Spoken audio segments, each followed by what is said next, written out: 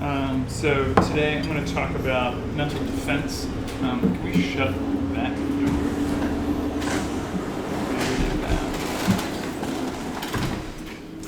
Okay, I should start off by saying that I definitely don't think I understand the whole thing. I think I understand part of it. I think a future version of this would have a sort of much more complete, here are the different sort of things one might encounter, and these are the different ways to defend against them, with a sort of much more specific and accurate diagnosis of how the different mental states work. I'm approaching this from a practical perspective. It's very interesting. For some reason, I seem to know already how to respond to tons of different things in the area of negative intention interactions. And so this is, like, from my perspective, unearthing a whole bunch of practical material. And then I had a super useful conversation with Zoe about this, where we found a particular practice that I think essentially everyone should do. I'm going to spend most of the time in the presentation, I guess, or at least a lot of it, talking about that. So that's a very general sort of intro. The thing I want to talk about, the category, the sort of the broadest description of the category you might think of as mental defense. Like, there are things that people can do, either intentionally, quote unquote, or not, that can fuck with your mind, and then there are things that you can do to defend against this. There's sort of like a very broad, that's a sort of like broad category described functionally. As far as I can tell, at least the instances of this that I'm thinking of fall under the category of negative intention interactions, or that the thing that's happening, or one of the key, at least one of the key components, is that your and the other person's intentions are interacting in a particular way. Now, I'm going to talk through a sort of like general, sort of some of the general model behind this, and then as I get into the specifics, you'll just see sort of lots of there'll just be lots of sort of specifics. So I'm going to start off with my model of intention interactions. Right now, I don't really think I understand how this works. I have this theory of general intention transfer where there's a large amount of communication of intention material between people.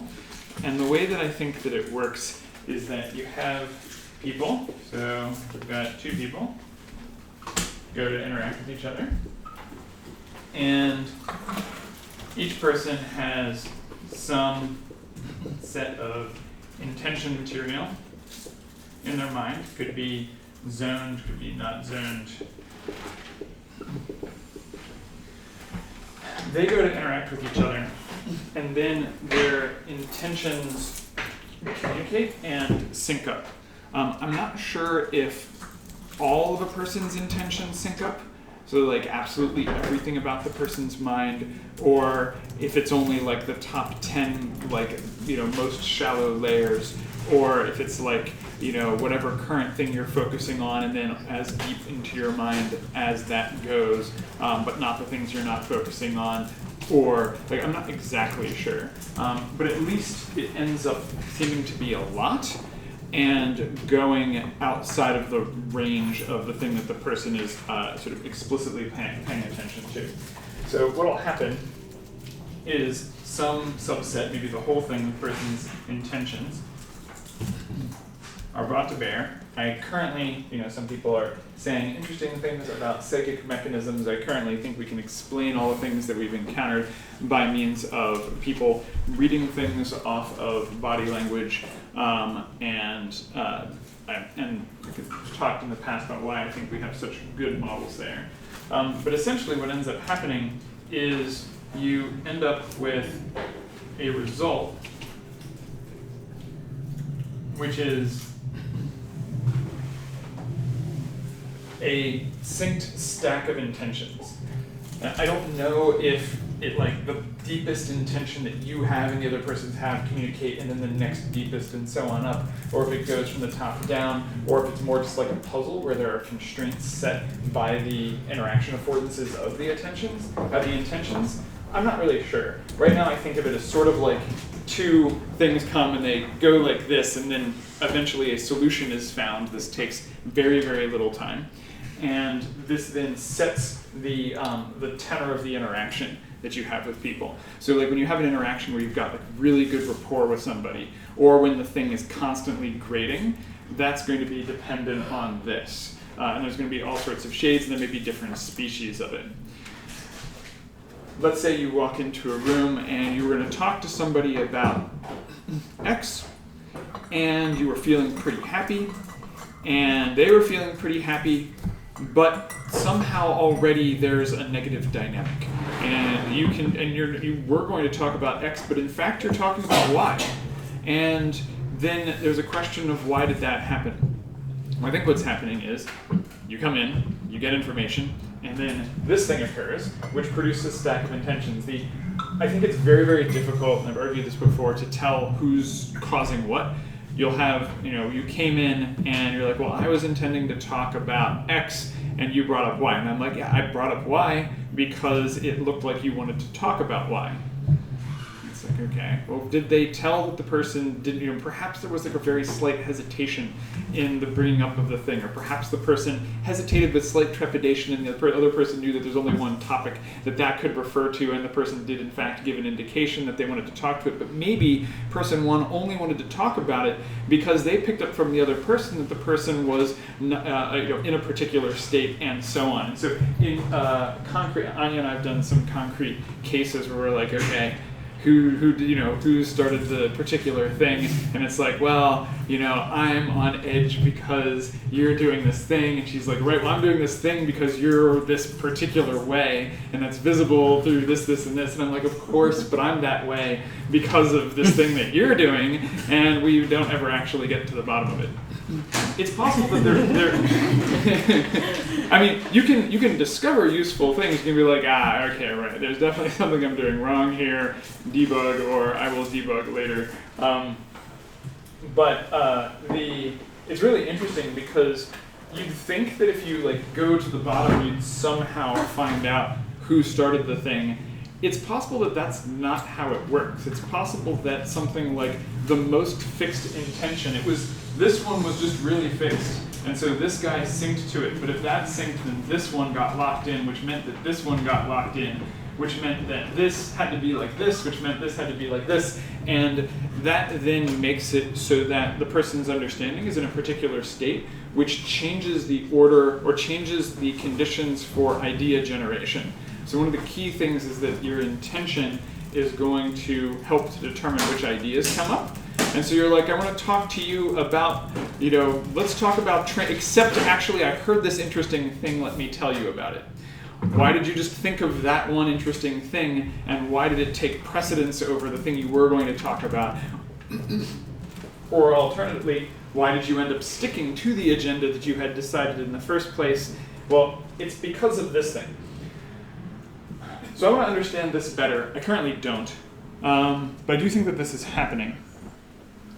I think it's a bit difficult to figure out because I think the layer stack is really deep, and then it's also unclear exactly what's causing the specific stack of intentions, sort of synced intentions to come out. Anyway, so this is the background that I'm supposing. So then when people come in and interact with each other, then you'll have one of these, and then there's a lot of tension in the interaction. You can't really tell why, or this interaction is super smooth, and all of a sudden you feel very comfortable. Same phenomenon. Okay, that's the background. Then I want to talk through two particular types of negative event that can occur when interacting with somebody. The first one is allergic reactions, and the second one is destabilization. Of course, here by allergic reaction, I mean mental allergic reaction. Sometimes psychology is related to physical things, and so maybe you end up with physical allergic reactions. I actually would not be surprised if you encountered cases where mental allergic reactions also produced physical allergic reactions. But for right now, I'm talking about mental allergic reactions. why am I calling this allergic reaction? Well, there's this phenomenon, we need a name for it, but it's the people are trying to interact, and the person having the allergic reaction in this sense will feel something like their mind is locking down. They'll feel agitated. And then it's also the case that usually attempts to make the thing better don't work. And it sort of seems like everything you do or say makes the thing worse, though not in a specific way.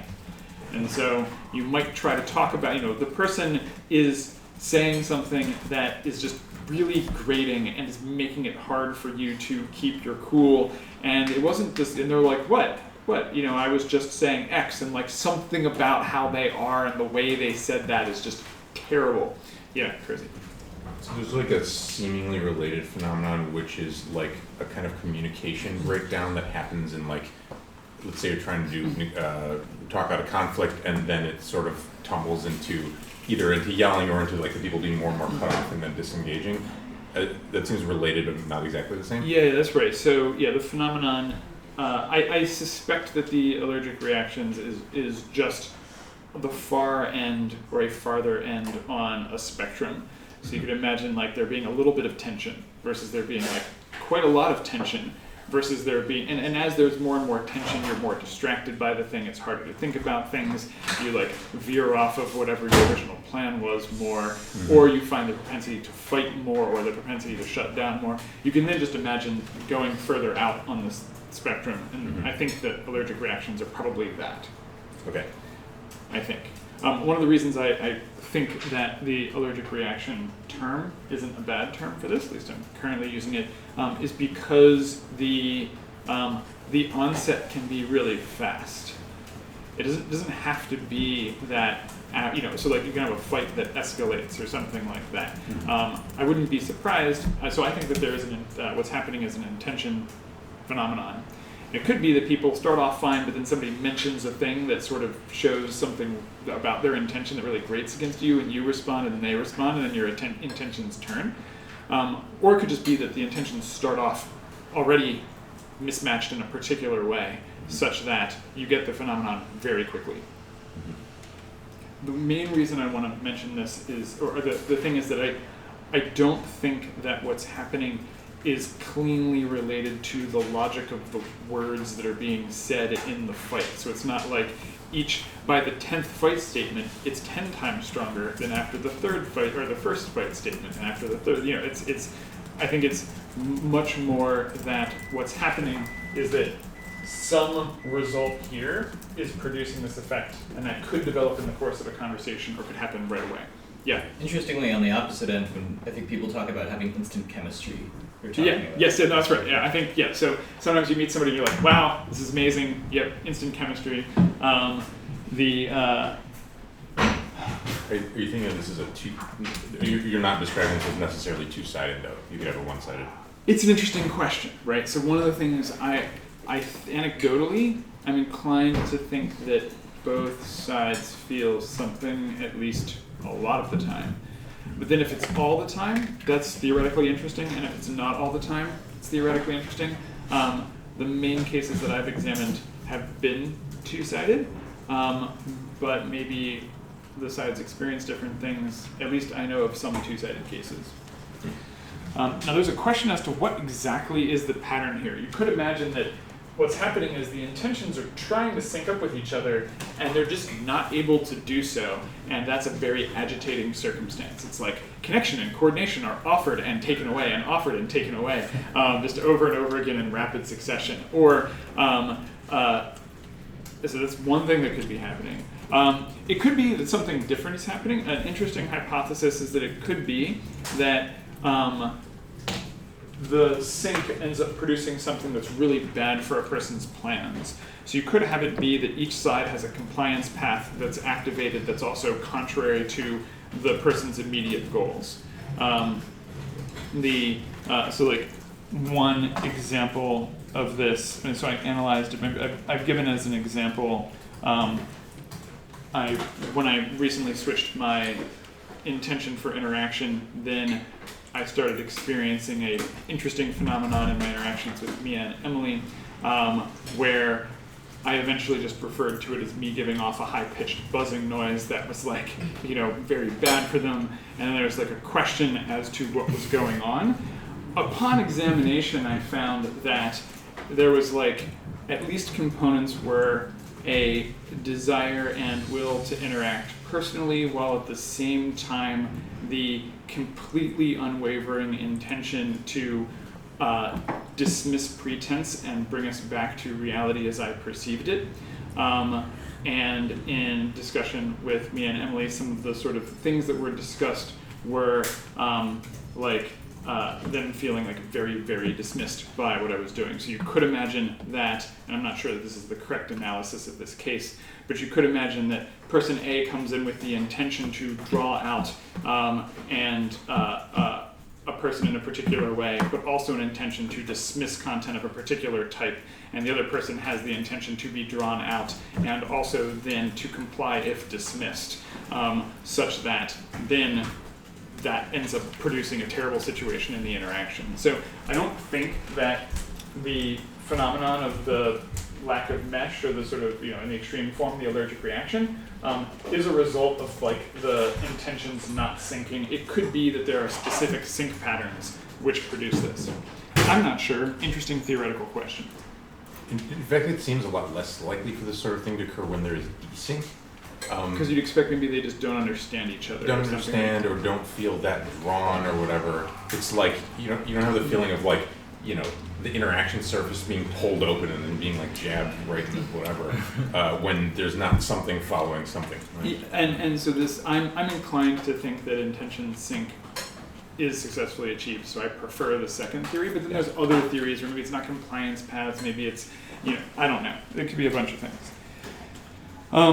So then that's what I mean when I'm talking about allergic reactions. Is again, there's a bunch of open questions there, like how two-sided do they have to be? What exactly is the pattern? There's another phenomenon which I want to talk about, which I'm going to call destabilization. The symptoms of this appears that there are something like epistemic effects, physiological effects, and or psychological effects. The epistemic effects are the sort of losing one's grip on reality. You lose your ability to evaluate what, so you're talking to the person, they're saying various things, you're losing your grip on your ability to evaluate what they're saying. You're losing your grip on your ability to evaluate your own positions or to hold your own positions. This then can be attended by psychological and physiological effects. Things start to feel fuzzy, surreal. You get changes to the visual field, distorted sense of time, and then like crying, feeling really bad, experiencing like a lot of heat around your like face or neck. I imagine there's actually like a large set of physiological and psychological effects.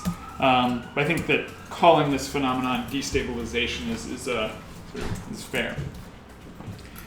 So the theory about how this works. The theory... Really quickly, Jeff, Yeah, are you yeah. thinking about this only in the interaction, or are you thinking about follow-on effects and long-term? Yeah. So I think that intention interaction is happening all the time. And so I think that this can happen with a society. This can happen with a person could read a sentence in a book.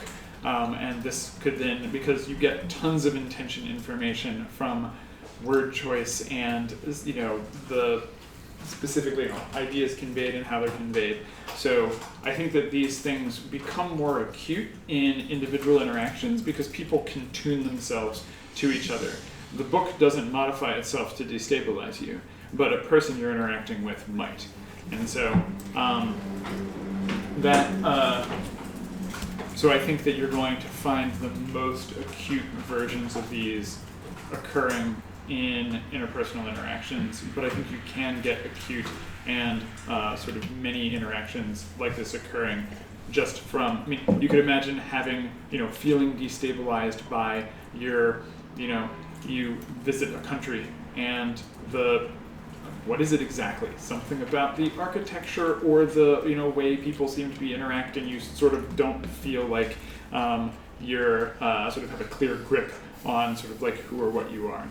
I think the effects again will be more likely to be lighter and that sort of thing. But like culture shock, I guess, would be an example of a large version of that happening as a result of not specific interactions, but sort of a more general interaction with the culture. Yeah. So I think I recognize something like the allergic reaction phenomenon, but then the destabilization effect in particular, I don't think you said a thing about how that comes about. Yeah, I'm about to describe it. Okay. Yeah, that's right. So I think that the destabilization effect, I think, is partially dependent on the intentions, and I think also partially dependent on the content discussed, or the sort of, so if you imagine you've got two people talking to each other. All right, so here we'll have probably the left my diagram. We'll move it up. So people are talking, and this produces intention sync. And so there's the question of the intention sync and the intention of a given person. Let's say we're person A, we're talking to person B. And then there's also the specific content that person B is talking about. It's not a given document. Content. And then there's a question as to how person A's mind is set up, where I think that the destabilization phenomenon occurs as a result of a contribution of all of these factors. In particular, I think it starts off with the person who ends up being destabilized having a topic where they are typically artificially stabilizing their opinion on that topic. So I'm going to talk about what I mean by artificial stabilization. I happen to have more colors. It's fine. Yeah, that's good. So here's what happens in reality. Let's say you've got some topics. Like, let's take, there's the topic of whether we are here in a room. It's fairly mundane. And then there's the topic of whether you are God, personally, and no one else. There's the topic of whether the world is about to be destroyed, and the topic of whether Tesla stock is going to fall after the next report from Elon about the production of the Tesla 3. So there's like a lot of different topics. And with regard to some, like lots of different, so when I use the word topic, I'm usually referring to a pair of propositions, both the proposition and its negation. So on the topic of whether God exists, there's God exists, and it's not the case that God exists, or God does not exist. And so usually what happens is on every topic like that, you have evidence for and against that you encounter. Sometimes the evidence is really strong in favor, and there's only a little bit of evidence against. Sometimes there's way more evidence against. But so, like, for example, take the evidence that you've just been poisoned. That's an important topic. You have just been poisoned, or alternatively, it's not the case that you've just been poisoned. Now, as regards evidence that you've just been poisoned, there will be some. After all, if you've just eaten, we know that one of the standard ways that people will get poisoning, for example, food poisoning, will be as a result of, or if it's intentional, somebody's put something into your food. This is like one of the standard vectors. And so if you, in terms of worlds where you're poisoned, having just eaten, right, that's the sort of more likely sort of world. So the fact that you've just eaten does provide a Bayesian update in the direction of your having just been poisoned. On the other hand, you've gotten the food from a trusted source and blah, blah, blah. And so the evidence in favor of your not having been poisoned is substantially higher. Now, there are a couple different ways of interacting with mixed evidence. One of the ways of interacting with mixed evidence is to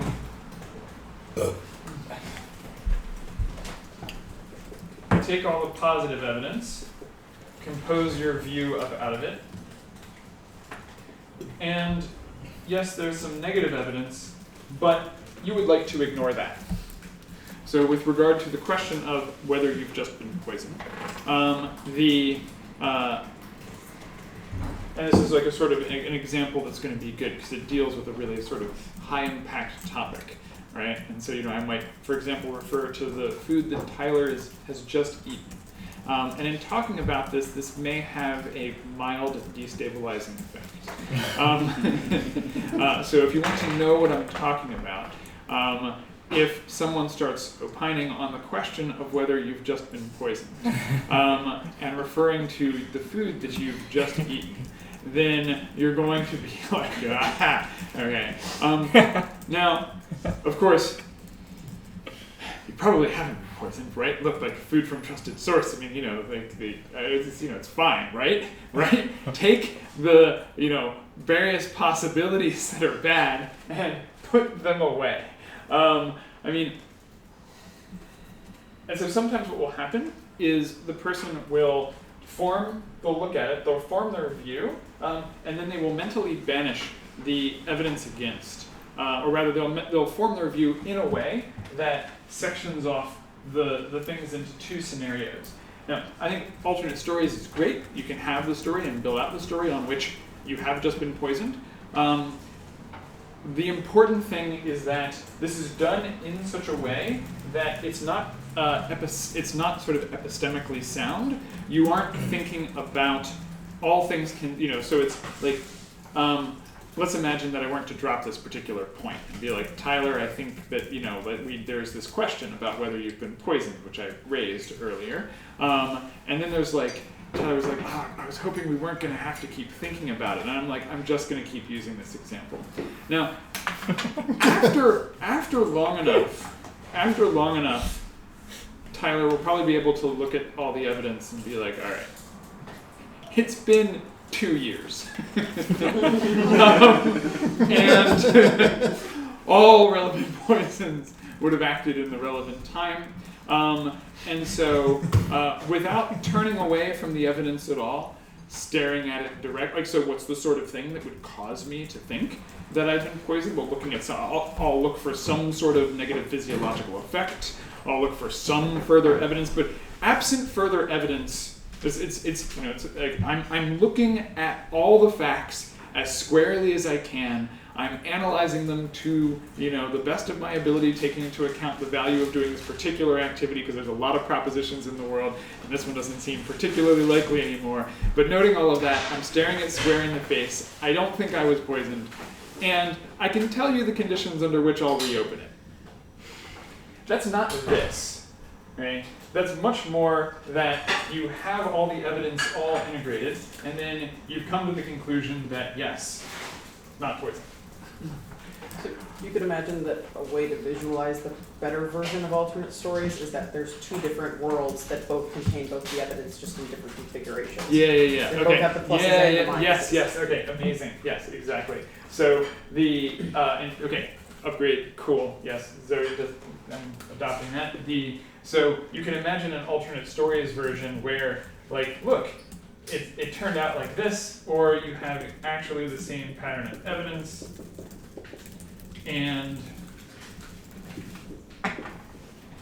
but it turned out that actually you had been poisoned.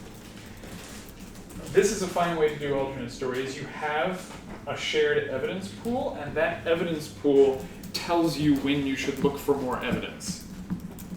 But if you don't combine your evidence pools, or rather if you keep the things artificially separated, then you don't have a single shared evidence pool that you're looking out from. You don't have a question as to when to reopen the topic. You just have this feeling that, hopefully I haven't been poisoned, and can we stop talking about it, okay? Because I haven't, right? I haven't. I'm just... Note there that what's happening is that there's some stabilization. So I would say that a person's artificially stabilizing their opinion on some answer. When they encounter evidence for and against, they build a story for, but they don't account for the evidence against, and then they use IPs to stabilize them on the evidence in favor. you'll note that when I'm saying all these words, these correspond to mental movements. I'm like, okay, look, we don't need to think about it. I think that's like, like, note me pushing the possibility away. Note me relying on the reasonability of the crowd to have it be that I don't need to think about this anymore. Okay, not sort of that. Those are methods that are designed to keep you believing this despite not having processed the evidence. Okay, so I then think that what's happening with destabilization is that the first thing that's happening is stabilization. You have a setup like this, and you are stabilizing yourself. Here are your IP defenses that are keeping you fine. And then you encounter a person where I think that the interaction will, the intention sync, plus the material raised will lower your ability to artificially maintain the relevant opinion. And so, as we're thinking through this particular example, as time goes on, Tyler doesn't need to stabilize his opinion, but as I keep raising the possibility that, like, for example, Tyler, you might notice how the food tastes, right? There's like a thing that's like slightly different about it.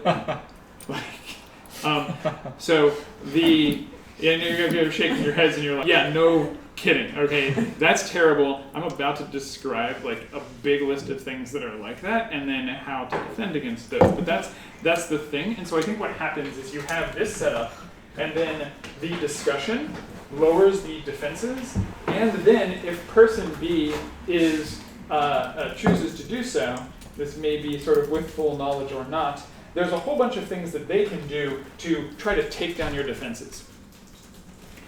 And this is the sort of thing that will lead to the more extreme destabilization effects. Now, I should note that you can have two-sided sort of two-sided stabilization, where, like, take the question of whether you are special in a way that matters to the universe.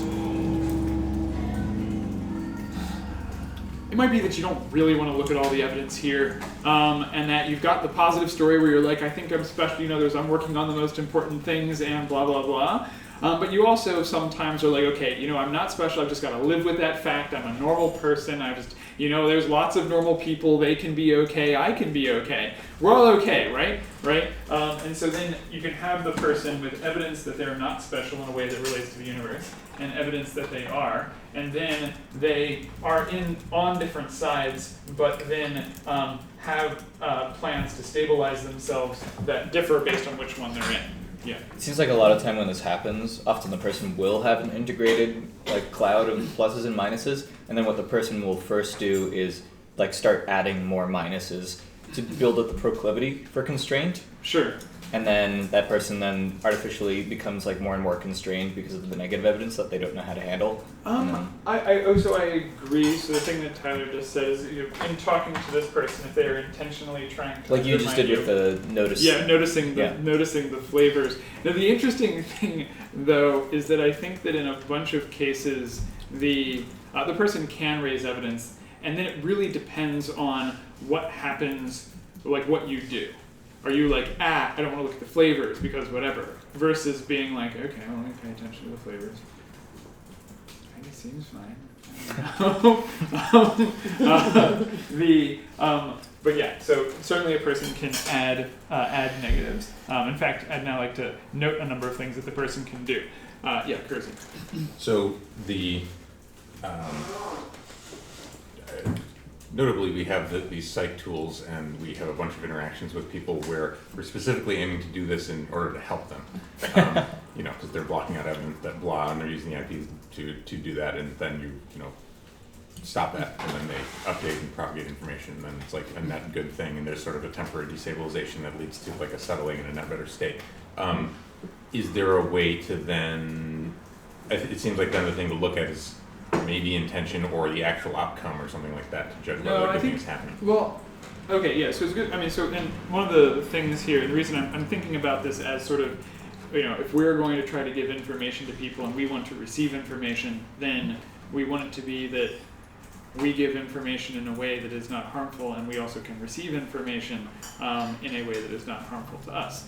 And so I'm going to say some things about what to do, but the short answer is that people, you can pay attention to which things destabilize people.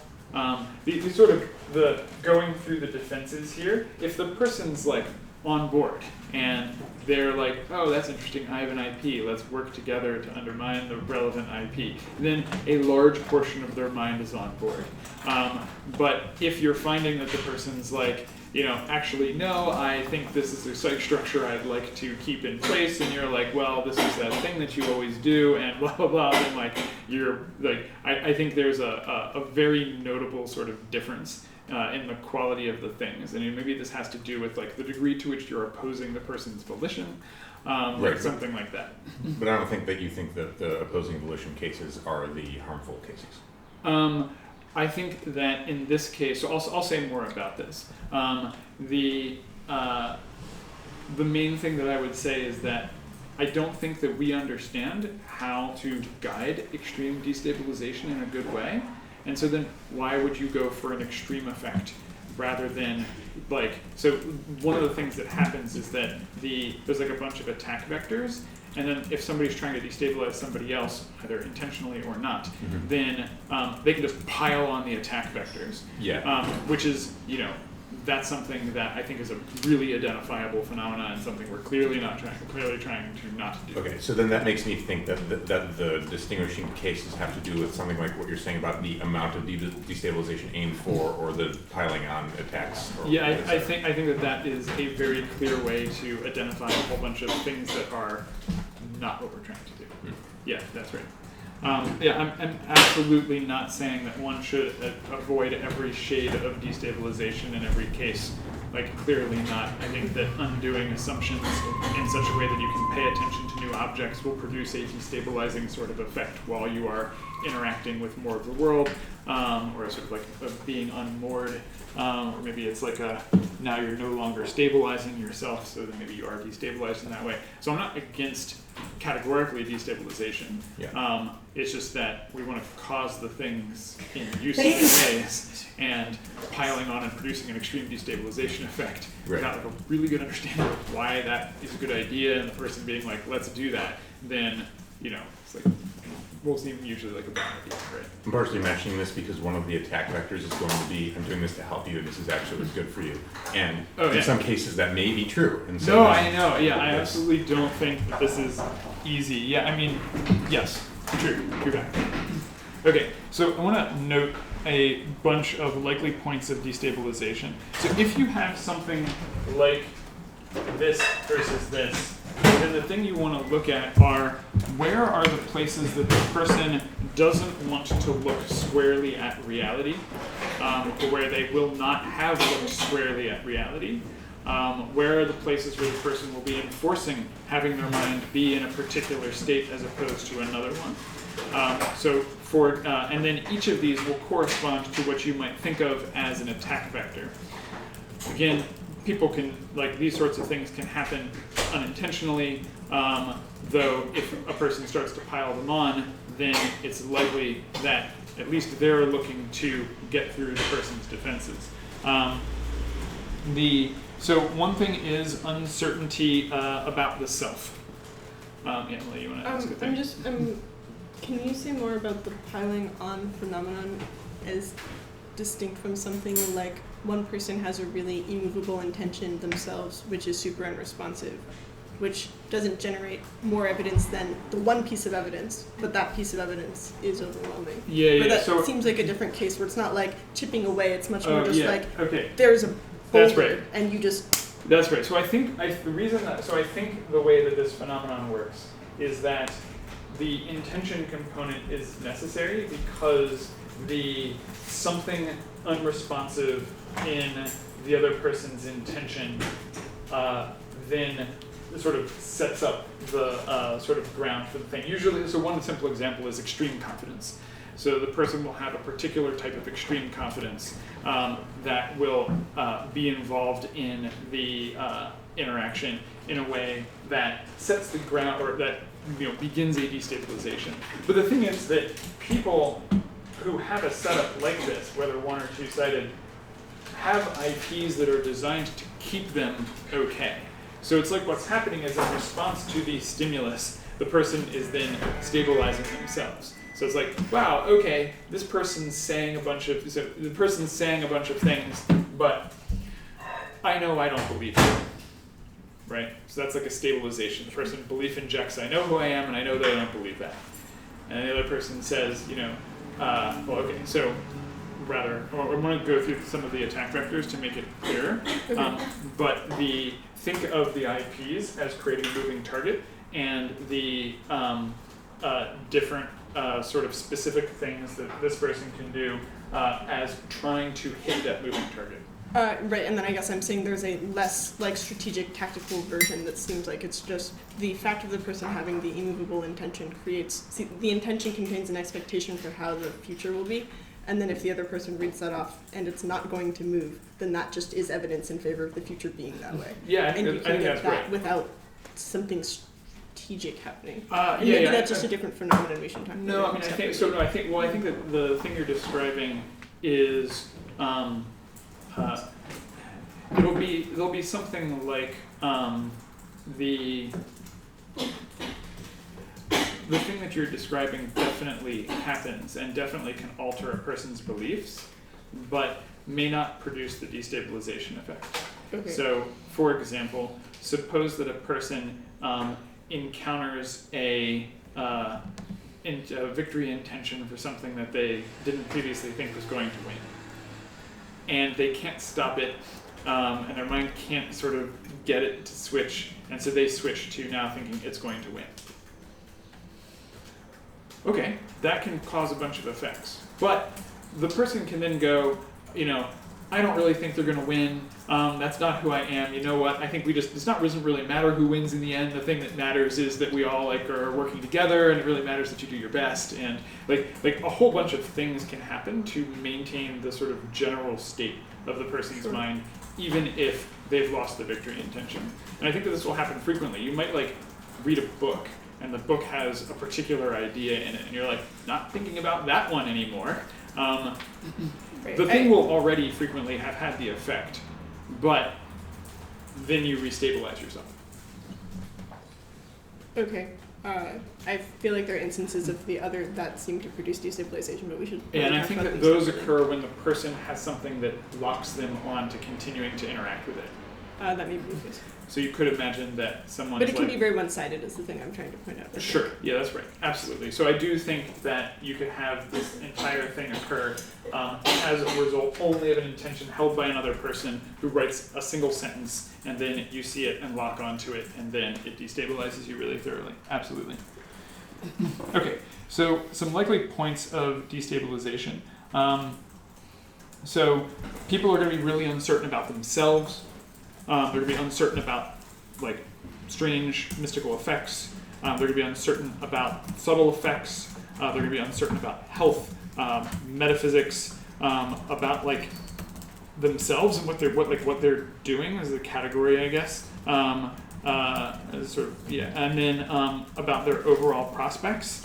And so if you think about a person sort of stabilizing themselves, so we had the Tyler example about being poisoned. I then mentioned pay attention to how the thing tastes. Don't you notice that there's something slightly different? Maybe there is. Then what's happening there is this will work on someone who is worried about their ability to distinguish subtle signs, for example. And so then you could have it be that one of the ways that a person can destabilize another person is to talk about subtle signs that the person then is not going to look at and sort of process the evidence with respect to. So you're talking to the relevant person, and they say, and you're I'm not convinced by the thing you're saying, and they say, I know that you came in not convinced, but there's a way in which your beliefs have already started to change. It's too subtle, perhaps, for you to even notice, though I think maybe you noticed part of it. And it's all right, wait a second.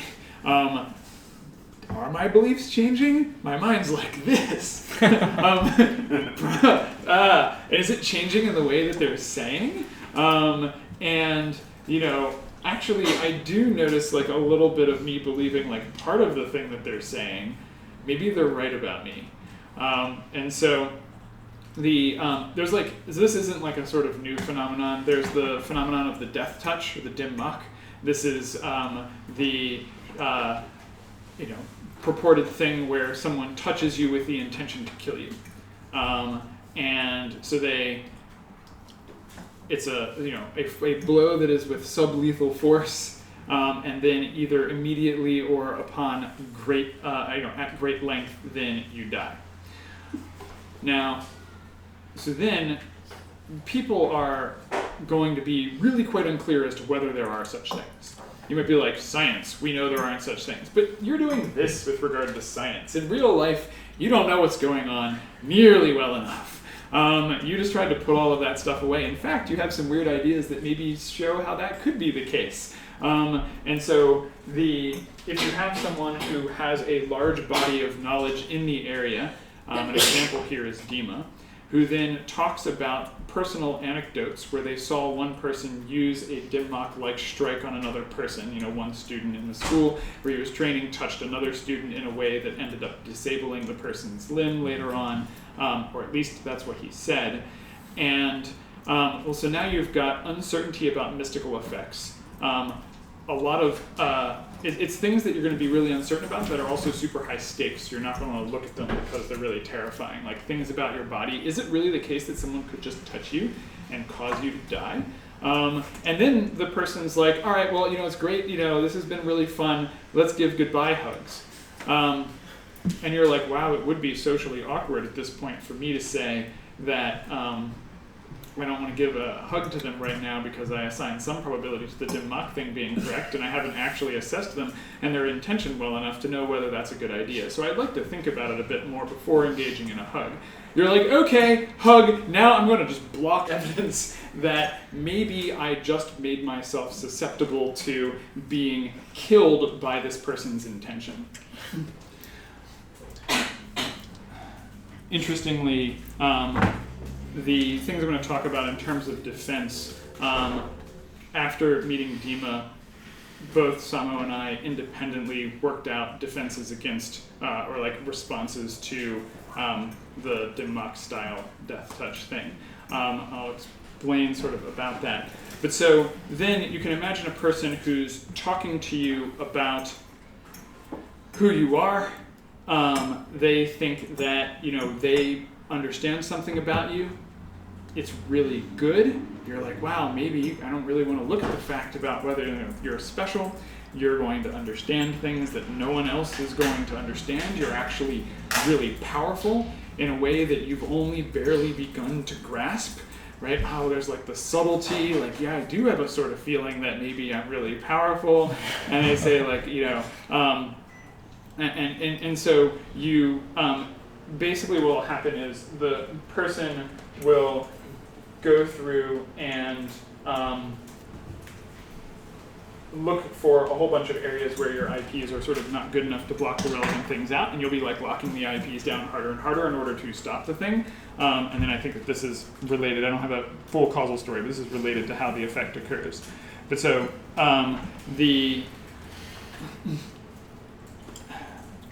okay, so and I think we should distinguish there. There's the things that are directly destabilizing, and then there's additional moves the person can use to use your own prohibitions to lock down your actions and responses.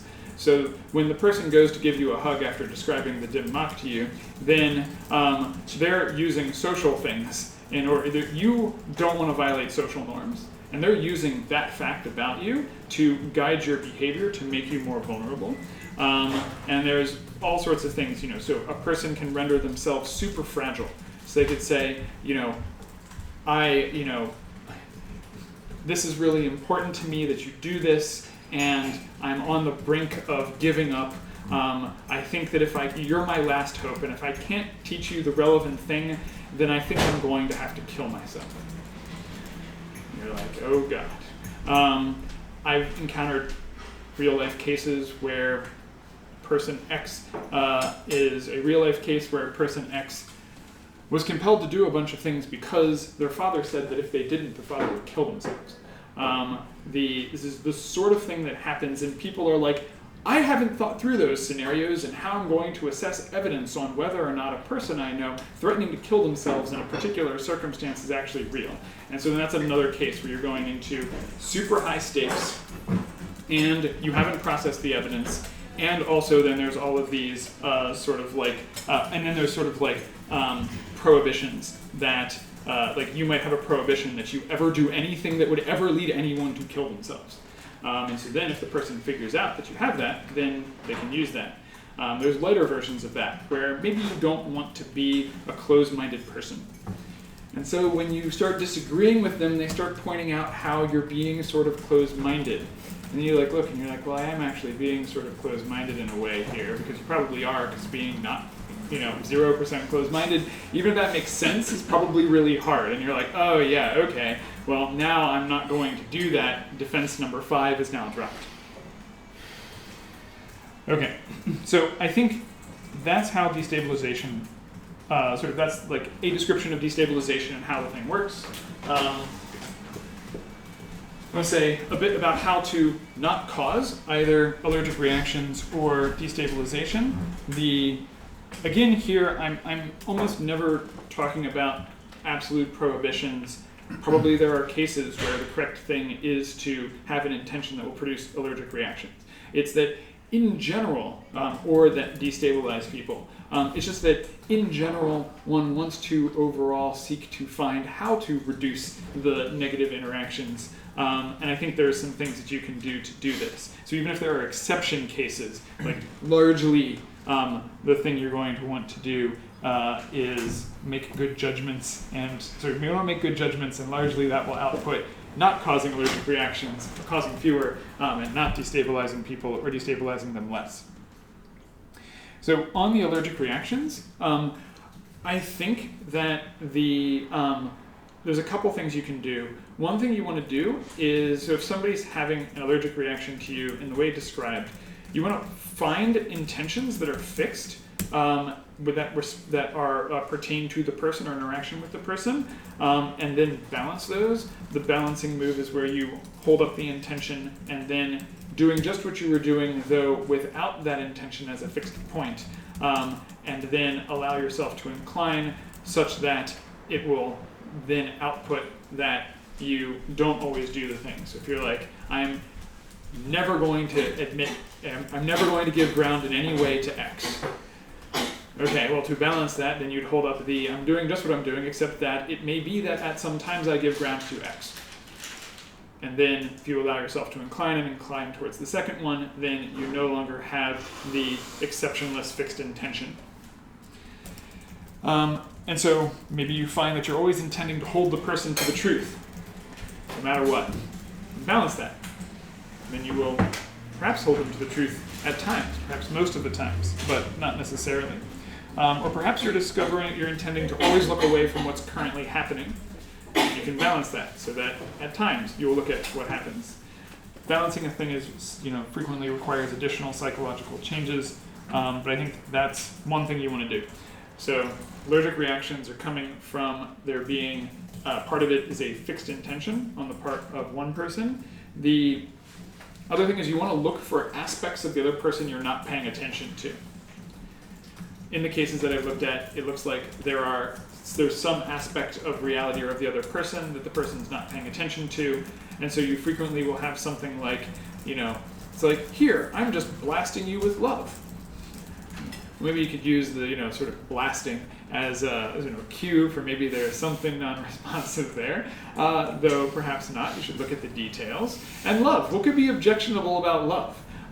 Except for the fact that then you go in and you look and you're like, well, I'm not really paying attention to whether and how the person responds to it. I'm sort of thinking that however they respond to it will be overwhelmed by love and then replaced by love. And then they'll just be love. And then it'll be great. And so then you're like, and then that's can produce a negative response. it might turn out that maybe the thing you're blasting them with isn't the highest instantiation of love. Maybe it has some good components and there are some other things in there that aren't so good. Or maybe it is very good, but nevertheless still doesn't take into account some of the aspects of how they receive, and as a result produces the negative effect. So when you find that sort of thing, there's both the fixed intention, the blast them with the thing, and then the not paying attention to elements in themselves. So maybe you're not paying attention to their endorsed content. Okay, well that's an important part, right? The endorsed content will at least have some footprint in their mind. I've found that in attempting to not cause these sorts of effects, I have found it really good to sort of try to scan the person, sort of pick up as much of them as I can, and then also use outside view checks for what sorts of things seem really fixed about my intention, like what am I always doing? What would I never do? And also looking at what sorts of things do other people talk about that I don't really seem to notice. Those can be hard to identify because you don't notice them, but in conversations and looking through the mind, there are many opportunities to notice such things. I also think that in general, incorporating and unifying more elements of goodness will cause it to be that this effect will happen less, though it is quite possible that there's an adaptive valley where if you get 95 out of 100 elements of goodness, it might be that that's a sufficiently powerful force that the remaining 5 you'll get mismatches with people who don't have who have the remaining 5 and some of the other ones or something like that. I'm not really sure there, but I've found that. And the logic here is that as you unify the elements of goodness, then you're able to prioritize across more things, which makes it so that you can have a plan that doesn't involve only pushing in one direction. You can move forward and then back and then forward. And if you have non-unified elements of goodness, then I don't think you can prioritize across them. Wait, why is that? So I'm not sure yet whether everybody has all the elements of goodness already and you just have to unify them, or whether people are missing some elements of goodness. It's a good question. I'm inclined to think everybody has them already, and that the process of being born and building models of the world ends up breaking the mind into a bunch of different zones where you then have elements of goodness detached from one another. If the material's compartmentalized, then you're only building non-synthetic models inside of a particular zone. And so then it only incorporates some of the elements of goodness and not others, right? So if you've got like,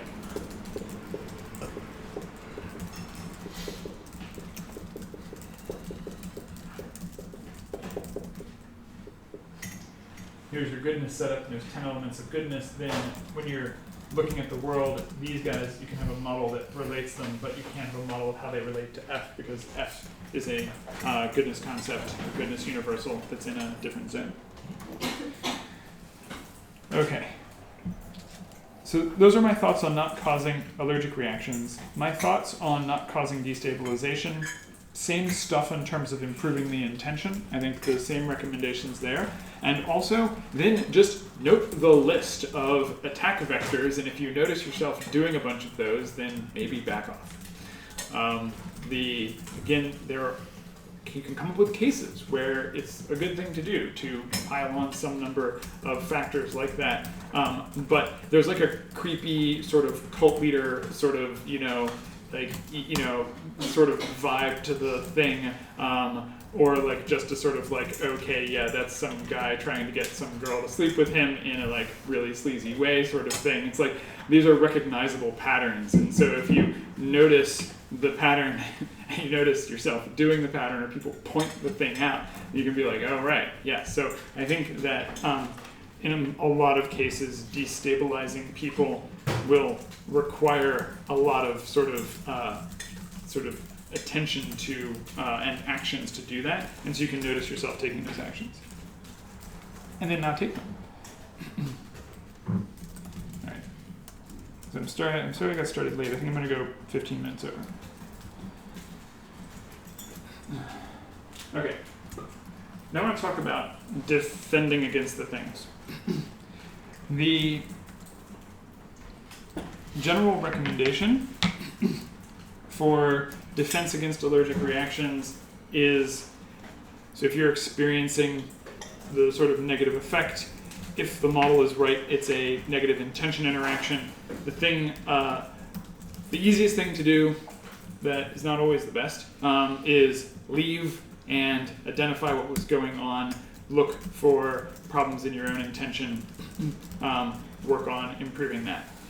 If you want to try to solve the thing at the time, I'm not perfectly sure here, but something that I have done that has been useful in some cases is if I find myself having the allergic reaction style effect to someone, then I pay attention to the thing that I'm experiencing, maybe some bad feeling, and then find the thing that I'm doing, the relevant action or intention in myself. What is the thing that I'm doing? Maybe the thing that I'm doing is blocking them out, or maybe the thing that I'm doing is turning my mind away, or crushing some element of the interaction. You find the intention in you, then look for your perception of the corresponding intention in the other person. You perceive the other person, and in many cases, I don't have the sort of exact specifics down, but I suspect that in many cases, your attention will be, for some reason, drawn away from the specifics of the intention in yourself and the intention in them. But I found that it is possible to move my intention to the thing in myself and then look to see, okay, what is it in them that this is responding to? And then do a vibe read and look for what you are perceiving is coming from them. Once you've got that, then you'll have found the beliefs that are interacting in the problematic way.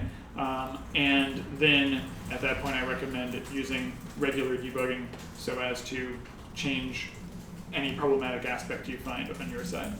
Yeah, Kersey. I think I'd be super interested in at some point is speculation or models of how these things manifest in society. There's a bunch of things we note, such as witch hunts and people being burned at the stake and all that kind of thing. We also note the whole math science thing having this blanket deadening effect on the idea of the paranormal. This, in the Mage, the Ascension universe is known as the technocracy, and specifically for that purpose. There's other interesting phenomena here where when such a person arises, I think the community will tend to respond in a polarizing way a lot of the time. Yeah. Sometimes by intention of the arising person because they're trying to split off a power base or blah blah blah. Yep. But it's also the case that they're going to be they're a path object. So if they're powerful and they think they're good, then a bunch of people in the community jump on board for we want this to be the thing. Some communities are going to conclude no paranormal shit, no magic, get that out of here. We're going to interact in a different dimension. Maybe it's too late for us, but then again, we could always turn back and say no more magic, put that shit away. So So I guess I need to think about it more, but I think that there's I don't think it's just the sort of quote unquote magic related phenomena. I think that if you look at I have some inkling that that persecution of groups frequently follows this pattern, where I think you'll look and you'll see something like the interaction intention, and so you think about the persecution of Jews. What's the is there a special historical pattern, and if so, why? And then I think at least it'd be really interesting to investigate whether the elements of goodness that the relevant communities are seeing and the interaction intentions are producing more extreme than usual effects. I do think that I think there's a phenomenon here, so I think it's worth looking at.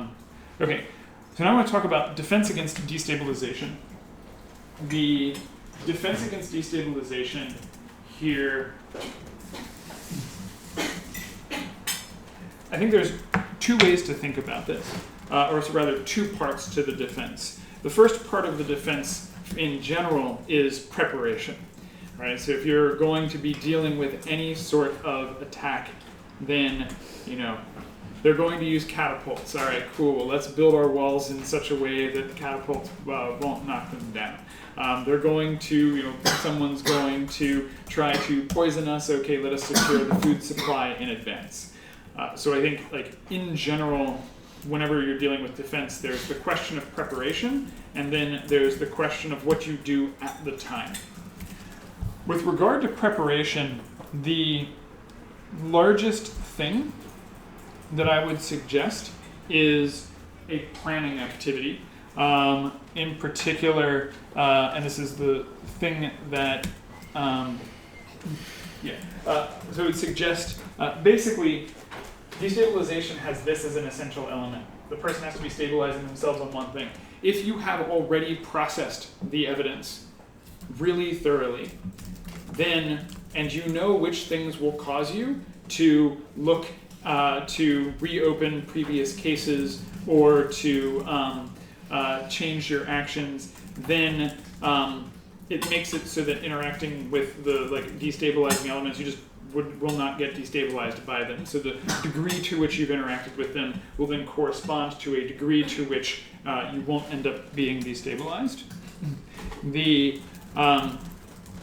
So, for example, let's say that you're interacting with someone and the person makes a claim that they can tell that there's something terrible about you, that you have some sense of, it's like they can see it, it's like deep down, it's like there's an image of like a skull eating the world.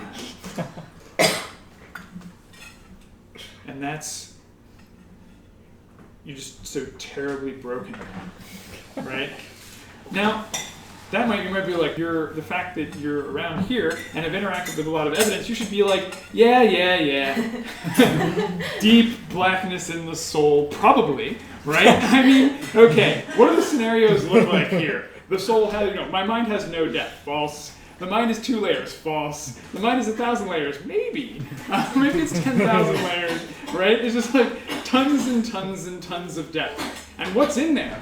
All sorts of crazy things. At one level, there's a skull eating the world. And at another level, there's like just 4-leaf clovers sort of spreading as far as the eye can see. And spreading over people, interestingly, but not in a way that harms them for now. And in another place, there's like a swirling vortex, and in another place, it's just love.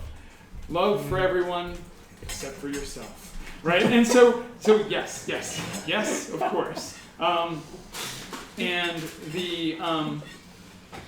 so then, is there this, deep, dark, unfortunate, bad thing about you, etc., if you process your evidence, the answer you come out with is yes. Well, what does that mean? Does that mean you should retire from private, to private life, not interact with anyone for fear of them being damaged? Perhaps you shouldn't, well, okay, these are important questions, but since everybody's got the deep, dark, whatever thing going on, and it doesn't really make sense for everybody to retire to private life, and it doesn't really make much sense for you to retire to private life on that basis. And they're like, and I have a special key that will unlock this dark, problem. And you're like, well, that's cool. Also, debugging does that differently. So does it only do one? What's the rate here? But you'll note that what happened was, in the initial description, it's like there's this dire thing. But if you think about it soberly, it's just, do you in fact expect that there's some part of your mind where there's a bunch of really bad stuff? Yes. Okay, cool. So now that they're telling you, they should have no effect at all on what you believe with regard to it. Okay? The person could walk around saying that to everyone, because it's true. For everyone, except maybe you'll have one person who's magic and transcendent or something, but you don't seem like you're them. Well, maybe. So this is the general format of this type of defense. When you've processed the evidence, so the person tells you, "I am God." And you've already thought that through. right? In general, not for them, but like, is one of the people walking around God? And like, if they told you, does that increase the probability that they're God? Like a little bit, right? Like, I mean, if they were God, they would tell you, but antecedently, you think the likelihood is pretty low. Much more likely that they're crazy. But let's say they were God, what would you do, right? Don't block the thing off. Like, what, well, if they're God, then should you just listen to what they say? Well, it's an interesting question, right?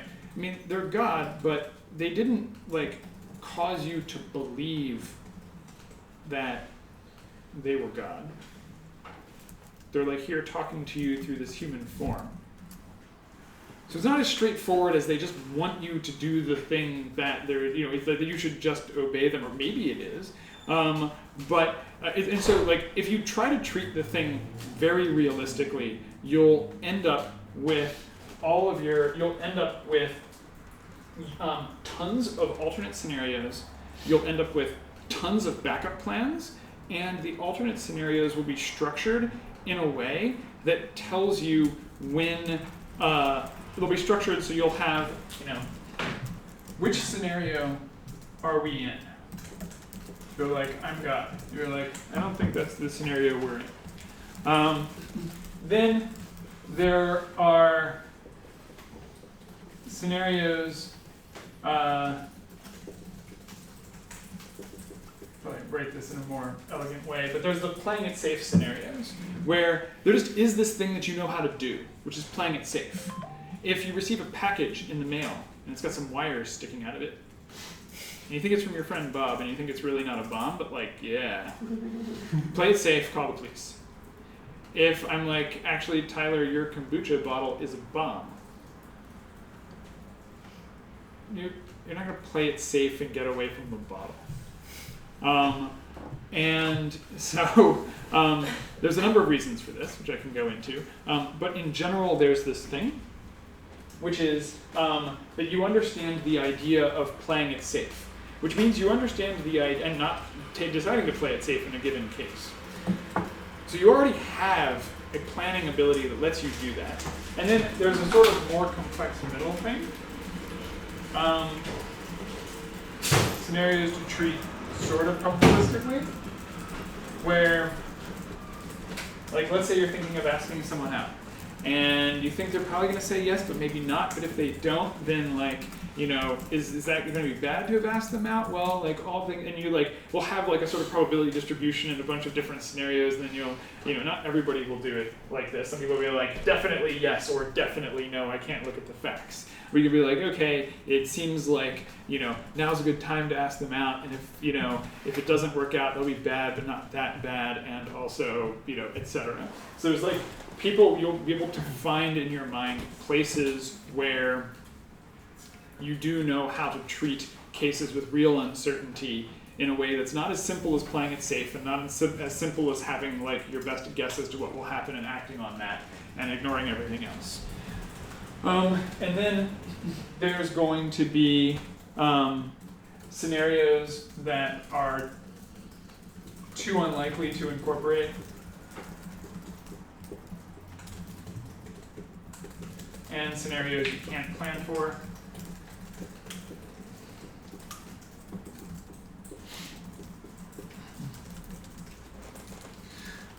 Maybe because it's too hard, there's too little info or something, and you could just have the general, plan figured out at the time. So it's like, what happens if this is the Matrix and suddenly they turn off the Matrix and you're in a world with a bunch of aliens and they attack you?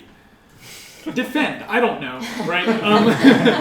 Like, put that into the general category of surprising thing happens, now you're being attacked. What do you do in that case? And so in doing this, you end up with sort of categories by how you're treating them. You end up with categories that sort of work by content. It's like, okay, right, this is another one of those I have no idea what's going on scenarios, and everything I do is the opposite of what I should do. Can't plan for that. Cool. Why? Because you build in that whatever you do will be wrong. End. And so the thing that I recommend doing is, over the course of time, getting rid of these structures. The way this happens is by looking at and doing the sober assessment of what would you really do in this circumstance? And do you really think you are in that circumstance? What would you really do if you discovered there was a deep, dark thing inside your mind, or that you have a soul, and there's something dark in your soul? And then once you've thought about it, and like, you know, practically, soberly, not like, oh God, that means I definitely must like self-flagellate. Really? You sure? You think that self-flagellation is the correct response to having a dark thing in your soul? Maybe. How's it work? Does the flagellation cause the dark? Maybe the flagellation increases the darkness. And so, basically, what you want to do is you want to, and so Zoe suggested this sort of like this is like a planning activity. You might think of this as a planner intentions. We got the healer intention and the truth intention. The planning intention is to have it be that you are ready. Or you know the cases where you're not ready and you're ready for that, at least in that you know that in that case you'll figure it out at the time. And so, you know, this is something that you can do all across the map.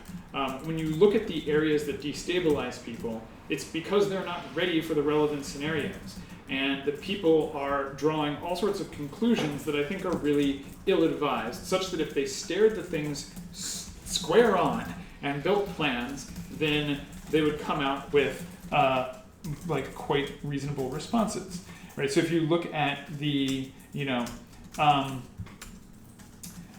let's say you have someone who says that they've been, you know, so Andrew, for example, told me that he was trying to hack my mind from afar while not interacting with me.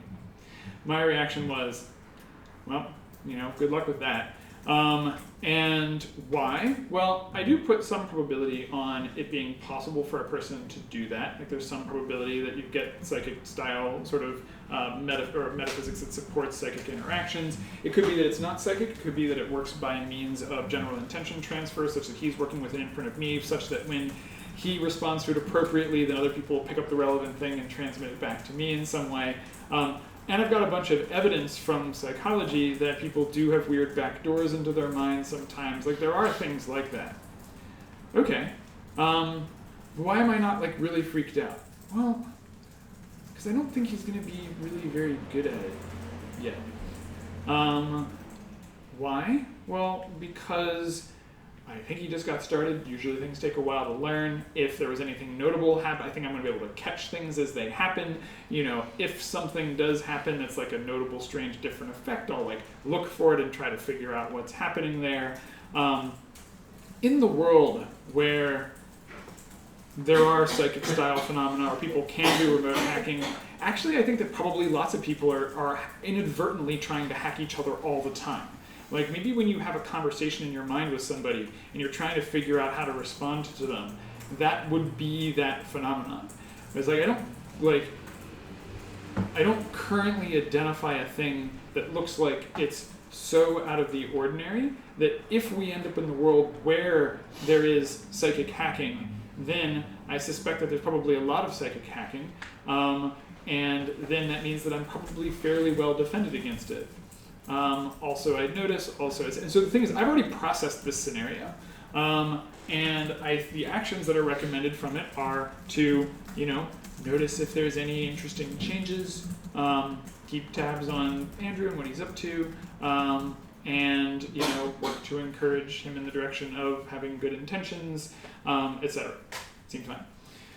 One of the reasons for the presentation here is that Andrew recently went through a number of changes where he's showing up having a really strong intention that appears to be unresponsive to people in a number of regards, and then there's some people having destabilization type reactions to him. So I've talked to him about this and a couple times, and he's working to incorporate, you know, seeing the additional parts of the people, not overlooking things, getting the relevant elements of goodness, not causing destabilization, etc. But that's a sort of one of the precipitating causes for this. Yeah. Is it okay to say what specifically the thing is? Which thing? Andrew's thing. Like, what is his super strong intention? I don't know what his super strong intention is. I strongly suspect that there's some element of goodness that I don't have, that he has, that is relevant, and so I'm interested to see how it develops. But yeah, I'm not sure. I think it'd be really interesting to figure it out. So then, as far as doing, so then once you go through and you plan, it's not just that you plan and you always conclude that things are fine. Like when I thought about the dim mak, the death touch, I actually ended up identifying a plausible inside of my metaphysics mechanism by which this would work. In particular, if the other person has an intention to kill you and you receive that and you are self-destructive in such a way that you comply with their intention, then you might start doing things to yourself that are very unhealthy. Okay, cool. What does that mean? That means that I need to have it be that it's not the case that upon encountering someone's intention to kill me, I am then hijacked in such a way that I go along with that.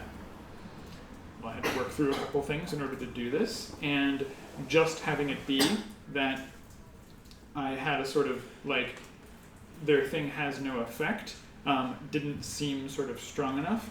So instead, I worked out having an intention that will find things in myself that are susceptible to such things and turn them back.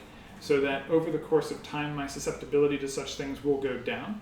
And then I will also identify if I'm experiencing weird negative effects from having interacted with somebody in a sort of case where something like this might happen, and then can call in friends with relevant psychological skills and so forth to help switch my intention in the relevant regard. And so it's not just, well, you plan and then things are fine. It's like, no, you plan for real because here we are in reality, and there's a bunch of things that are actually really threatening and you need to be ready for them.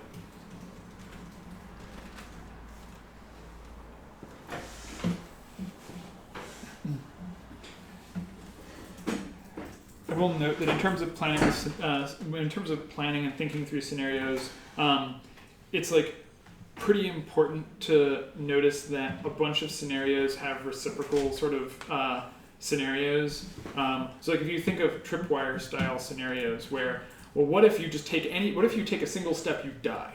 Well, how do you deal with that one? It's like, okay, well, what about the scenario where if you don't take any steps in the same time frame, you die?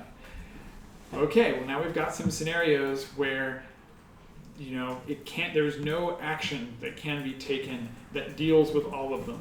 So the game isn't having actions that handle all of these. In a lot of the scenarios, like the person's like, what if this person is God and they're telling you to do a thing, so you should obey them? Okay, well, what if they're God and they're telling you to see whether or not you will act on the basis of authority and with insufficient epistemics, or testing your moral fiber? Maybe you should do the thing that's actually right and good, and that's the thing that you're actually being tested on. And so there's things like that are worth thinking through. I think there are some scenarios that are inescapable. So there's what do you do when the bullet is 1 millimeter from your head? Answer, you die. The thing that you plan for is to not get into that scenario. So a bunch of the scenarios, it's already over. And so then you go back earlier in the chain and put your planning effort into not getting into those scenarios. So the thing is, I've done this in a really thorough and extreme way. I mentioned, there's some show where the person's inside, magically inside of a dream world that they're like trapped in. And it's like, okay, so somebody else from the outside is sort of, giving them a mass hallucination. What do you do in that sort of case? So I just have things worked out. In the total insanity, all your things are disabled scenario, you can't do anything that was part of the specification. But there's tons of partial insanity scenarios where there are useful things to do to get yourself back on track.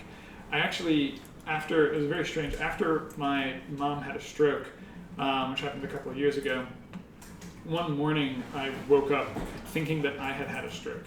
I couldn't talk, I couldn't think in the relevant ways. I think that this had something to do with me in connection to my mom.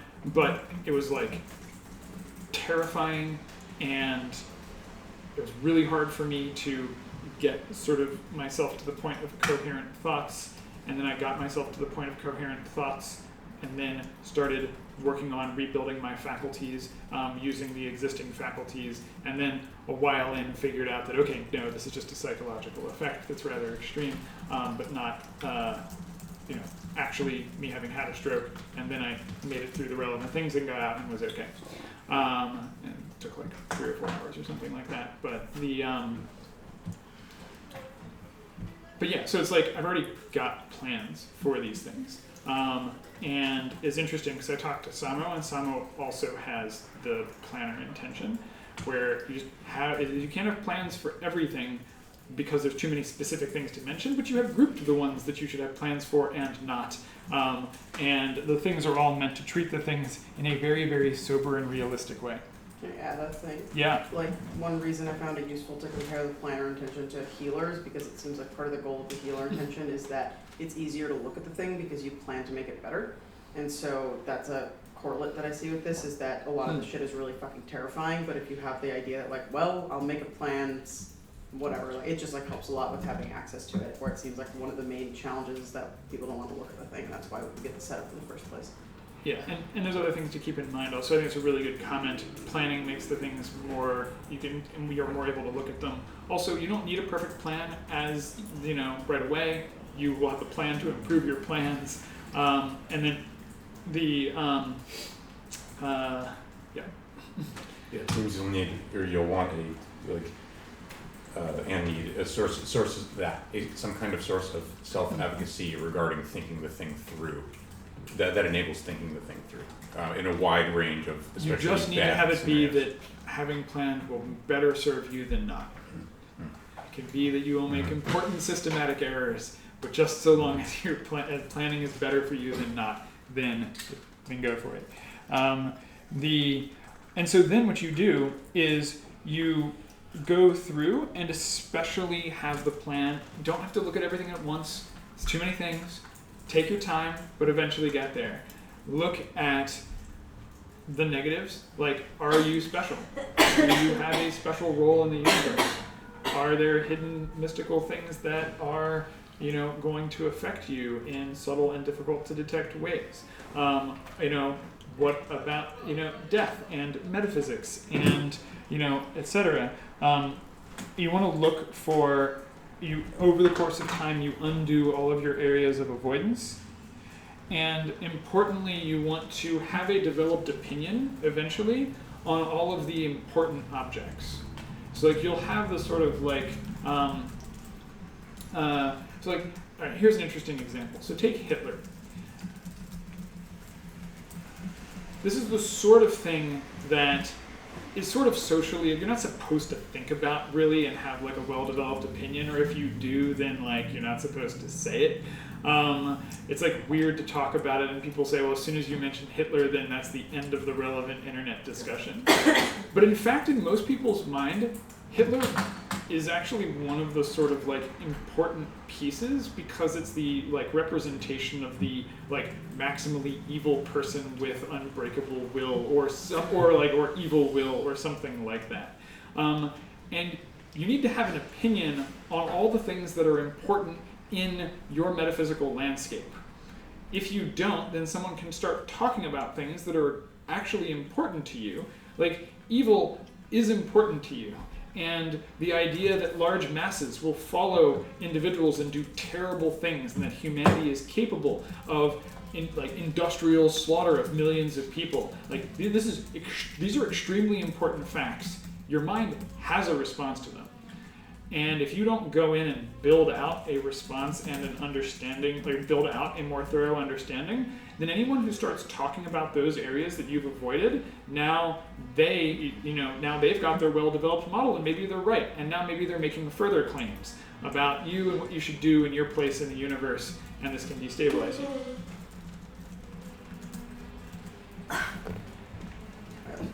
I also think that just to have people tag I think people can tag more easily the sensation of when someone's knocking down your IPs towards the negative thing, and you're like, oh god, maybe I was poisoned, maybe everything's bad. But the sensation of the other one, I think a good term for it is something like path dangling. This is how I refer to it. So if you, where it could be that they're knocking down your IPs towards you're very, very important, and this could be very, very, very good.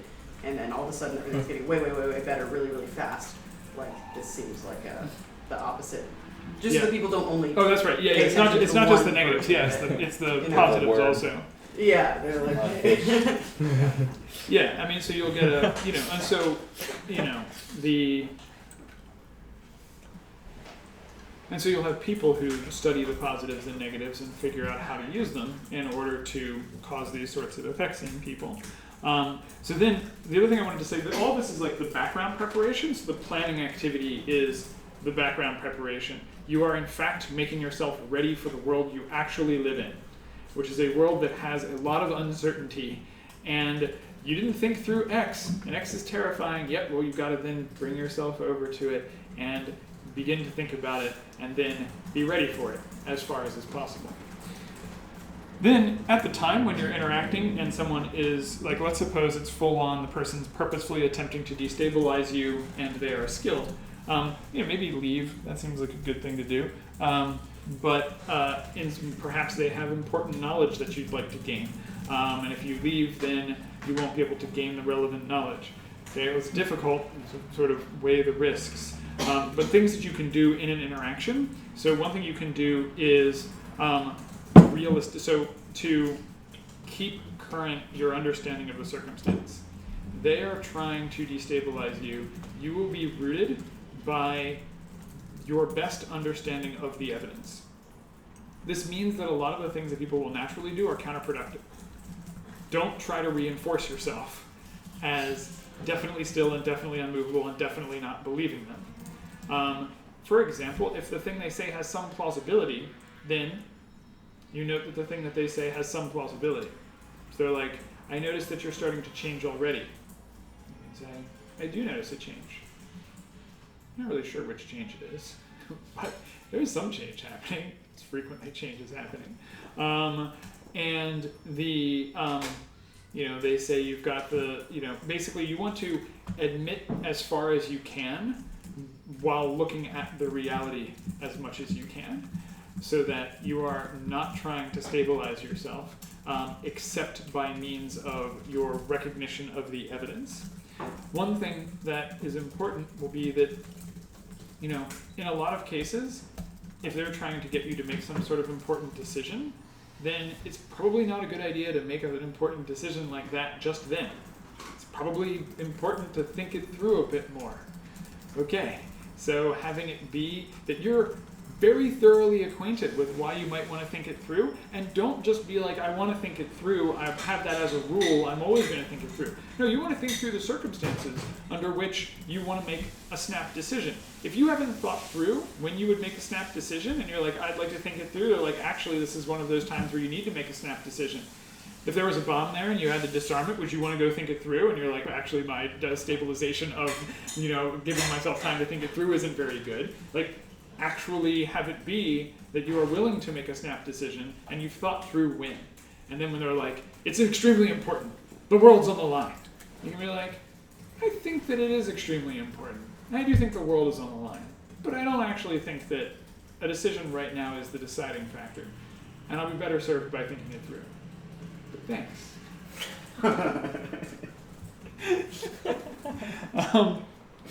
There's like an external view check you can run where if you find yourself starting to make large changes, then you want to look at, now that the thing that just happened, should my world be this different? Person tells me they're God. Should my world be this different? Not that by itself, I don't think. In some cases it should be. So this isn't like another mental wall. This is understand the conditions under which a small thing that could happen, or like a thing in a relatively short time frame. It's like person floats. It's like, yep, world's different. And they're like, I'm God. And you're like, something's happening. Another thing you want to do is frequently, because there's an element here where frequently the other person's confidence is one of the intention elements. You want to build out a path to convincing them and a path to their redemption. People being utterly lost on some dimension can cause other people to sync with them because they need to connect to them in the end. And so if you are completely unmovable, then others may have to sync with you.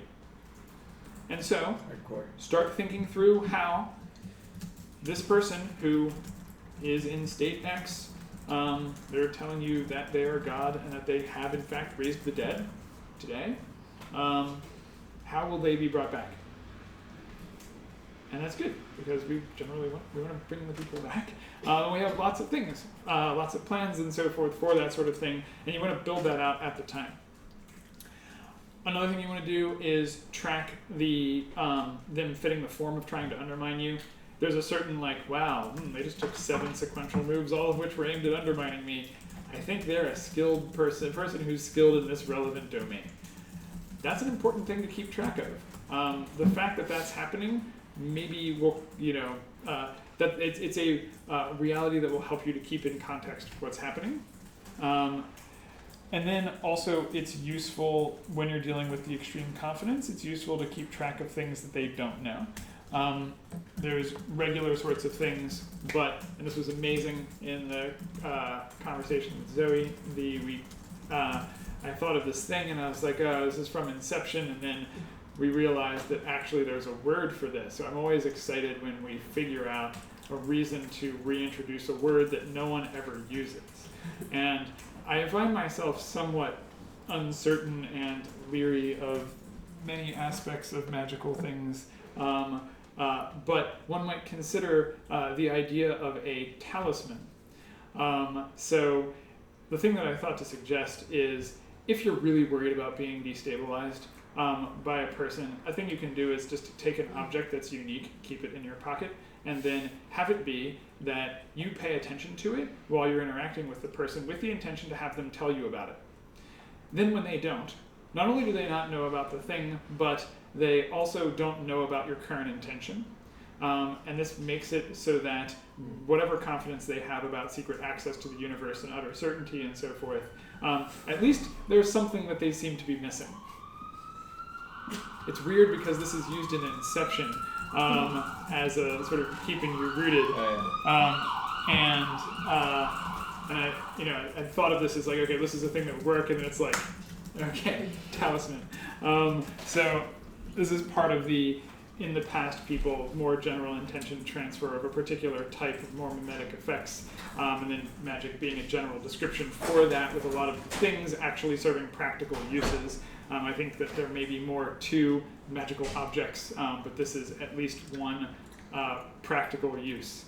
I will note that they do sort of seem like a crutch, because after all, if you're sufficiently rooted to reality, you won't need any sort of external thing. But on the other hand, it's important to recognize your level and whether or not you should be using such crutches. Super weird. Okay. I have one general question, which is just a lot of the recommendations seem like they require really good access to the problematic intentions. Right. And I'm curious, that means that I'm thinking about them as longer term projects. So do you have thoughts about what to do given that our group is uncovering really strong intentions and encountering local effects? Because I don't see these as being super easy to implement immediately, other than the leaving one. Yeah. I mean, I think I do want to clarify that I'm, on the magic one, they're rather uncertain on many of these things. I'm just interested in the fact that it seems like there's a legit sort of reverse engineerable sort of use there. I think so. In terms of practical things, I think you can get started on the planning thing, in general. In terms of the immediate interactions, in many cases you want to avoid the circumstance. In some cases, you'll want to interact a little bit in order to get trailheads for debugging. But I don't think that there's. I think there's other things you can do, like if you encounter somebody who is like attempting to destabilize you, like that usually you just leave. That's like a really annoying circumstance. Depending on if you don't need to leave, you could just like tell the person to stop. I noticed that you're doing a whole bunch of things that would destabilize a person if they were in a bunch of states, blah, blah, blah. Can you not do that? And then the person's like, but, that seems rather bad that you're asking me that. And you're like, all right, then, we will interact again later. And then head out.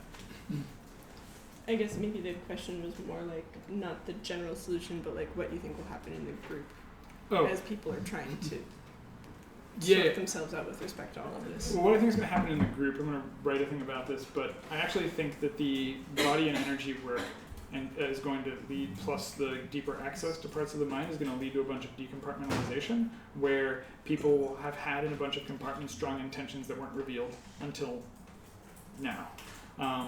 And I think that that will yield a bunch of weird effects. And so I think that, I don't know if more things like the sorts of things that have happened to Andrew recently will happen to more people, but I do expect that there will be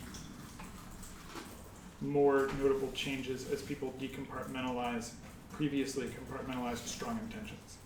So essentially, we should try to have the debugging pace keep Going ahead up? of the rate of uncovery of things that people have to do a bunch of work to handle. Ideally. Yes, in the world ideally. where, Well, it's you know, not just debugging also. Sure. It's we want, I mean, as some of the intention stuff started happening, I was like, yes, my bet that I should be working on improving my intention was correct. So I think, like, for example, it's going to be very valuable for to figure out how to prioritize things. But one of the things that I think will be relevant will be especially particular people's intentions. I guess the reason I say debugging is because, from my perspective, the axis is like blocking a bunch of the changes from being made. So I think, yeah, and I suspect that the access stuff, we're going to get a bunch of breakthroughs on access because I think the social fiction stuff is going to give better access. I think I wouldn't be surprised if the doing planning in this much more thorough way also gives way more access. And Doing what in the month? the planning activity. Yeah. I think that's going to give a bunch of access. We need like the planning activity, a good name for it, being ready for more and more things. I think that's going to give more access, and I also think that channeling is going to give more access. Or give, yeah. I'm more skeptical on the second book that isn't super relevant. Okay. You know, I Yeah, couldn't say we why, can but talk about it tomorrow. Yeah, all right. It seems like one thing that happens in a lot of these scenarios is you're there with the other person, some weird intention thing is happening, and then you lose access to like clear thought. And so it seems like possibly, and that seems quite common regardless of whether the person is intentionally doing it or not, but especially when they're intentionally doing a weird intention thing. Yeah. So do you have mental maneuvers for sort of getting back to clear thought, which is a sort of like wishing for more wishes move? Yeah, the thing when you want to get back to clear, so the things that I mentioned are getting back to clear thought moves. So But for a lot at of the them- time, the at the time stuff. So acknowledging what is in fact happening as best as you can. So if you're like, you're finding yourself destabilized, and the person says, it's like, so with the you might be poisoned one, right? Start off with, yes, it's possible that I've been poisoned. Right, and then clear thought will result from like trying to block out the possibility that you might actually be poisoned, or the lack That's of clear right. thought. That's right. So, and then go through and look for more and more that you can acknowledge. So you're like, okay, I might be poisoned. I think a distinct but nearby reference class is bad drug experiences, Yeah. bad trips, where there's just, you can develop things that reduce that badness, and then like if you just find yourself in a very odd situation, it's like can be just as bad as a bad trip or worse for sure, and then so maybe their intuition's there.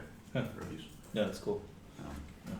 Also, I suspect that this is, I don't know if this answers your thing at all. I suspect that people doing the planning activity a bunch develops a bunch of, in areas where the access is easier, just develops a bunch of like useful IP bits and self-advocacy and like self-reliance. Like there's this really, Yeah. really intense element of self-reliance to this activity that has something to do with like knowing that you are always there or something Yeah. in whatever situation you're in, and Yeah. you always have some amount of choice unless you have no choice, in which case, well, Yeah. Well, what the fuck are you gonna do? Yeah, That's that situation. Don't plan for that one. And I think like having just that idea and the like attendant concepts or whatever, and like building those out will build up a bunch more strength to then in the future, like, so as long as people don't bash themselves against things that they're not ready to be looking at yet, which obviously is never really a great idea. It also seems, not ever really avoidable. what? Not Say- necessarily ever really avoidable. Bashing yourself against the hard things. Yeah.